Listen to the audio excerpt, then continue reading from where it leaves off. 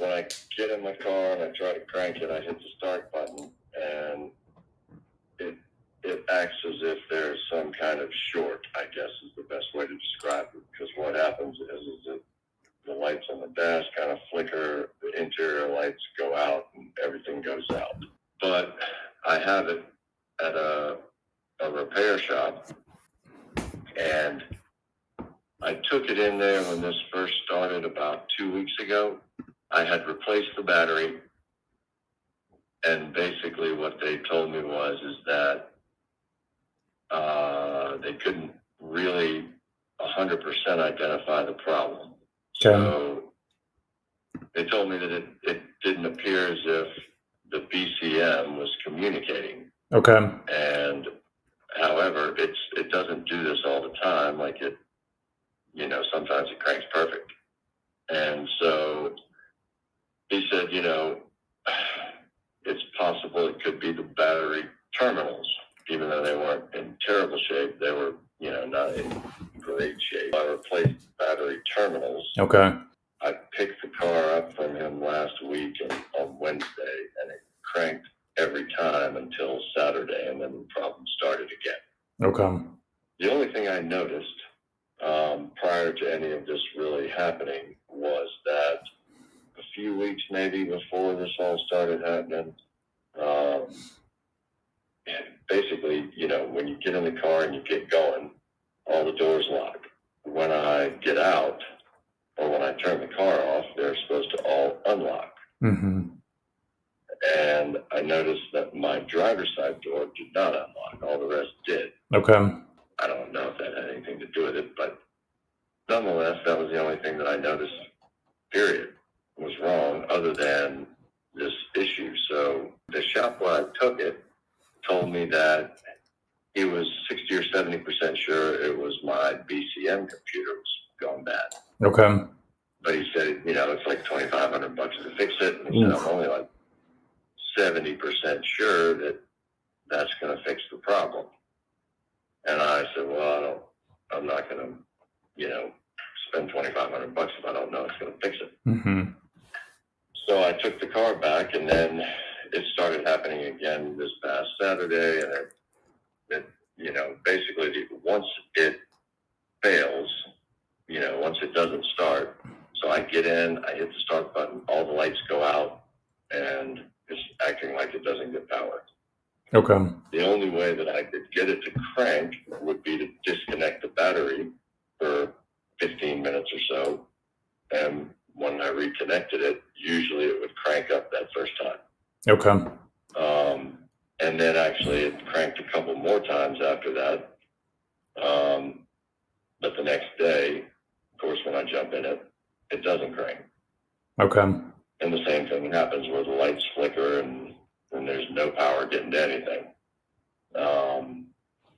So I took it back to the shop, and I don't know what all tested. Basically, the guy told me that they were able to, once they get it cranked up, that there weren't any codes that came up or anything like that. It appeared to be running perfectly, and I guess they were able to maybe test the BCM. Okay. It seemed like it was working correctly.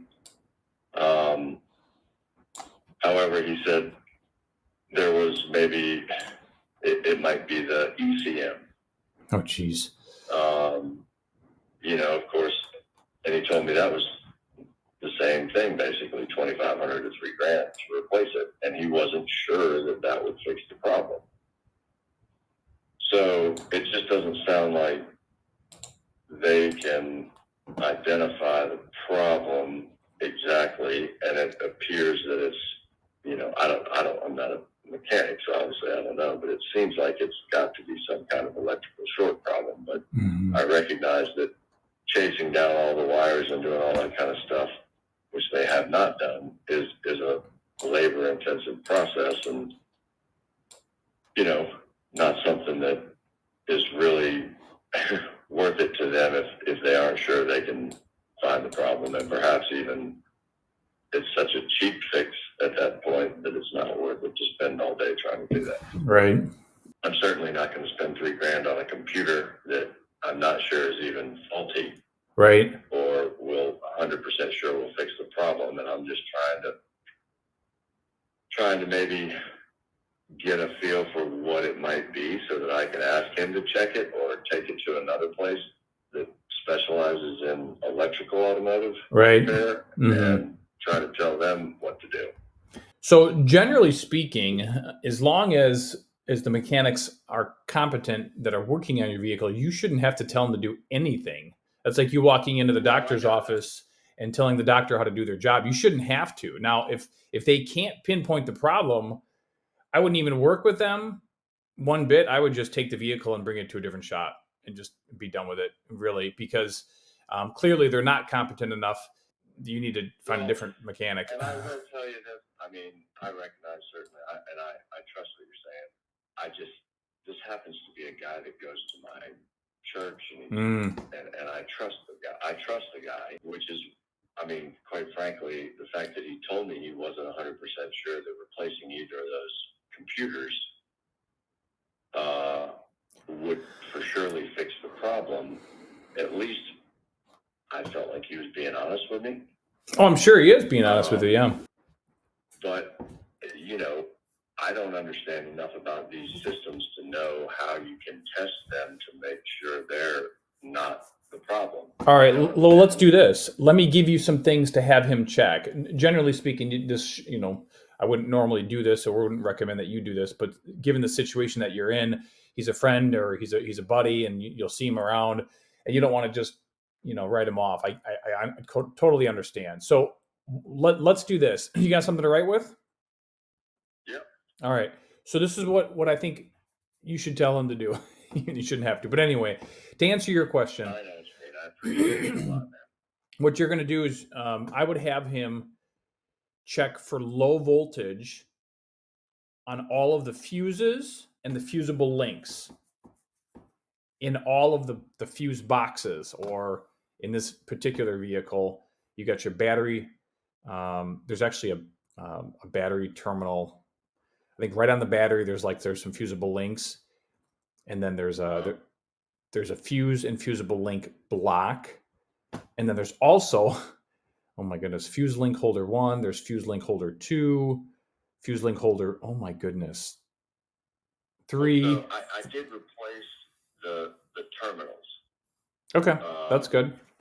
You know, I guess I replaced the battery first, and then I replaced the terminals that connect to it, which include, I think what you're talking about are those fuse links. Okay. Well, here's the thing. Not just the standard connection. No, I hear you. No, and that's good. And thanks for telling me. But here's the thing: we have to, regardless of what's been tested, we still got to run we have to run the test. Right. You know, a lot of people say, well, I've already replaced, this component, so let's look elsewhere. You know, as a mechanic, right. I know that things could be installed incorrectly, causing a problem. B, I know new parts can be bad. So just because it's replaced, we're not gonna just not test it. We're still gonna test it. You know, we got to understand how the system works, because that's how we're gonna pinpoint the problem. So all of these fuse holders or fuse and fusible link boxes that they have, there's like at least 5 of them that I can see on my diagram. All of these need to be checked for voltage. So when you try to start the car, and when this short occurs, we want to measure voltage on all of these fuses, in and out of these fuse holders or fusible link places, and we're going to make sure that we don't have any low voltage, right? We got to make sure that they all maintain battery voltage, so around 12 volts, 12.6 volts. If he has access to diagrams, which I'm sure he does, he'll have a power distribution diagram of this vehicle, and I'm showing at least 6 of them. Holy cow, this thing is just loaded with left under dash fuse block. He can go to the left under dash fuse block. He can check power in and out of that left under dash fuse block. I wouldn't do anything with the BCM until we know that we have that there's not a power supply problem causing this issue. So right. All of these, fuses and fusible link, we've got to make sure there's 12 volts in and out of them when this occurs. And we're probably going to find something, because this thing is just loaded with fusible links. So Once that has been confirmed as okay, then at that point we can go to the BCM and check all the inputs, the powers and the grounds going into the BCM.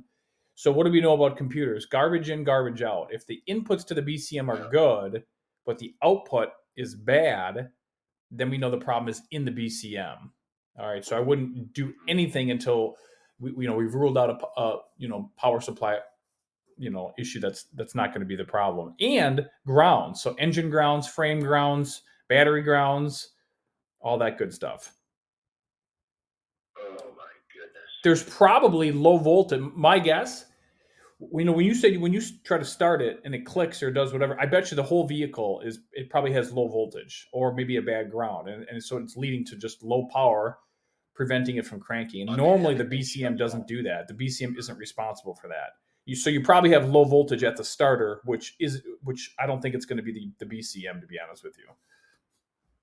Yeah, and I think he checked the voltage at the starter because he tried to check. I mean, he told me he checked the starter, and at least he didn't just. I don't know that he described it exactly that way, but he basically said, we've checked the starter. When power gets to the starter, it's fine. It cranks up fine, and everything works fine. And quite frankly, when it does crank, everything. I mean, originally when I took it to him a couple of weeks ago to start, he told me that when it cranked up, there were no codes that pulled up whatsoever. And it just seemed like, at the time, he told me it just seemed like the BCM wasn't talking to any of the other electrical stuff. Okay. And from what I understood or what he told me, the BCM is what controls all the electrical. The BCM does have a lot of responsibility, but it doesn't supply the entire vehicle with power. Right. And oh gosh, man. So, okay. But no, you bring up a good point. You're right. The BCM and the ECM should be communicating when this problem occurs. If you lose communication with either the BCM or the ECM, yes, they could be bad. However, what normally happens is if you have a low power supply problem, then the ECM and the BCM are going to lose communication because they're not powered up. So that's why we have to rule out a power supply problem first. Now, again, once we've confirmed that we don't have a low power issue, and then if we lose communication with either the BCM or the ECM, yes, then at that point, I suspect we could have a bad module. One of these could be bad. And let me just say this real quick. Yes, the ECM and the BCM, they can lock up. And let's just, again, if we don't have any power supply problem and one of these modules are basically shorting out, and then when you turn it off the vehicle or you let it sit overnight and then you try to restart it again, later or in the morning, or even if you disconnect the battery cables and they start working, yes, that does indicate that we have a bad module that's causing, that's once it relaxes and it powers down, then it starts working once again, at a later time, if it cools off or whatever the case may be. Yes, that is possible. But do not replace anything until we've ruled out, a low power problem that's, we don't have low power or an insufficient ground. Okay. The only other question I have, because when I left it with him yesterday, I just told him I'd come pick it up, and understanding that possibly checking all these fuses and fuse lengths and stuff like that and relays was a massive job that he actually offers a free diagnostic. Oh wow. So